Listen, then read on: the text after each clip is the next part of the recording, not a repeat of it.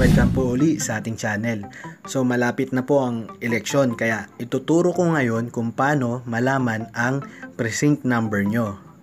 So una po sa lahat, dapat may internet po tayo. Then, ayan po, open lang po tayo ng any browser po. Ayan, Chrome. Then dito, ayan, type nyo yung precinctfinder.com elect. Actually yan na po yan, no? .gov.ph. Ayan, so go nyo lang. So yan po yung lalabas.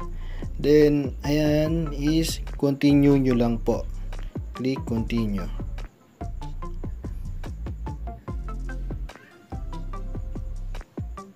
So, ayan na po siya. Type nyo po yung first name nyo. Ayan. Then, middle name.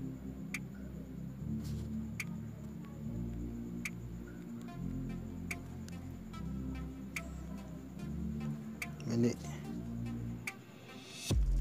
Dito, middle name. Then, last name.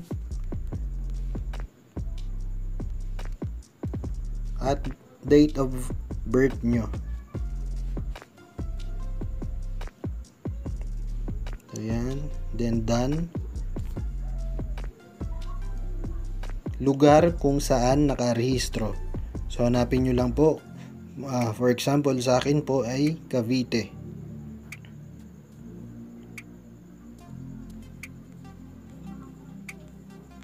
Ayan, search nyo lang. Then, ito po, select municipality.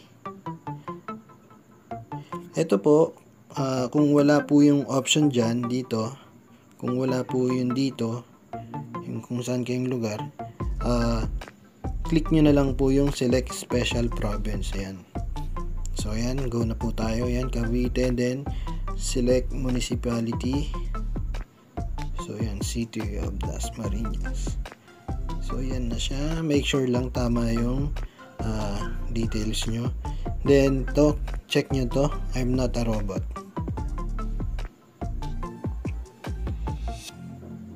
Then, ito. Click nyo lang yung buses.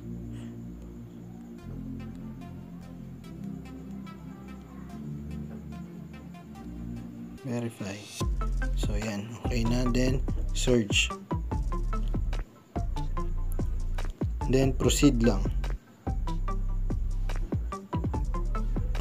So, ayan na po siya. Ayan po yung makikita dito, barangay election. Active po yung sa akin. Ayan, then yung precinct number, then yung polling place kung saan ka boboto. So, yun lang po. Napakasimple lang po. So, maraming salamat po. Goodbye.